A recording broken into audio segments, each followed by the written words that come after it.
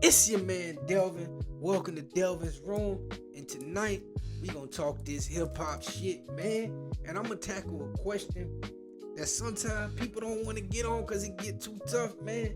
Who's the top 5 punchline rappers of all time, man? You know, for a rapper, having a nice punchline game, being witty with the rhymes, I mean, showing that charisma, showing that smarts with the bars. Hey man, that's like the sword, you feel me? That's how you cut through, you feel me? But who's the best at it? I mean, battle rappers really get off. So I'm not gonna include battle rappers on this one. I'm talking about strictly dudes with albums, great rappers. Let's get into it, man. Coming in number 5, I got that man Ludacris, bruh.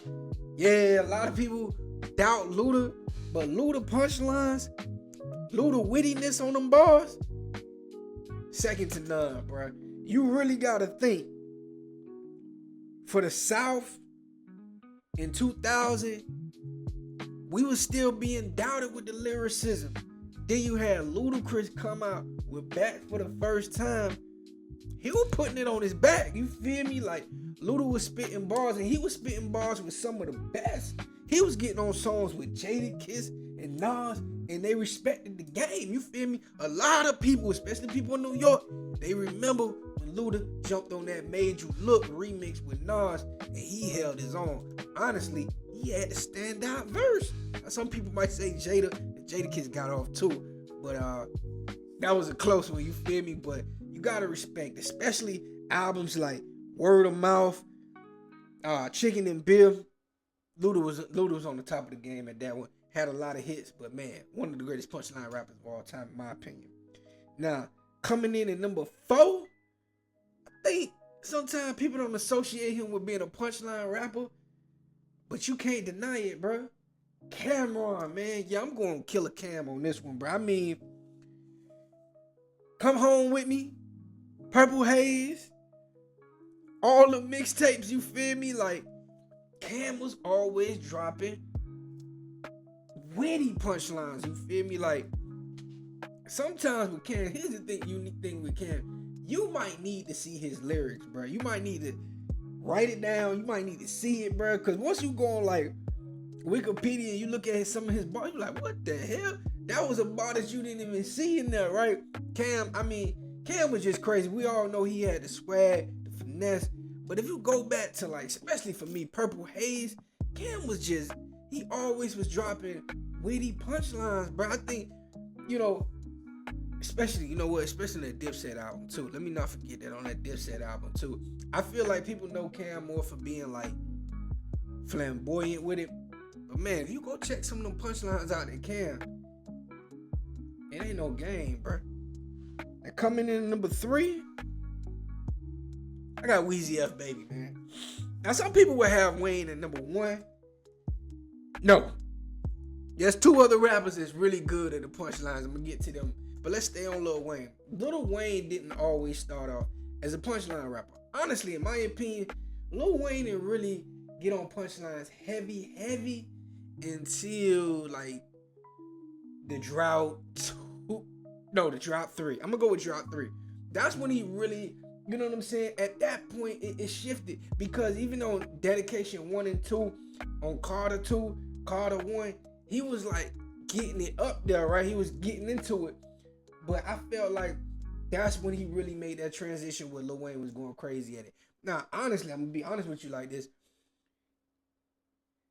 Carter 2 is his best album, and that's where he was kind of like, he did it better when he was doing, like, when he knew how to set up the punchline. Sometimes, here's my problem with Wayne. Sometimes he can overdo it. He can do it like, this nigga have 2 punchlines in 1 bar. You feel me? That's cool. But sometimes I feel like Wayne can overdo it. And sometimes he could have a weak one. But nonetheless, that's the negative. But nonetheless, Wayne has dropped some of the craziest punchlines ever that you gotta come back. You feel me? Like, he just, you feel me? G's moving silence like lasagna is always gonna be a genius bar. You feel me? It's just there. You feel me? So, Wayne number 3. Number 2, this is where it gets tough, bro. I'm gonna go with Fabulous, bro. Fab punchline game notorious. You feel me? Fab has, my God, Fab. It's hard not to put Fab at number one, but I'm gonna put Fab at two from the gate, bruh. With Ghetto Fabulous, bruh.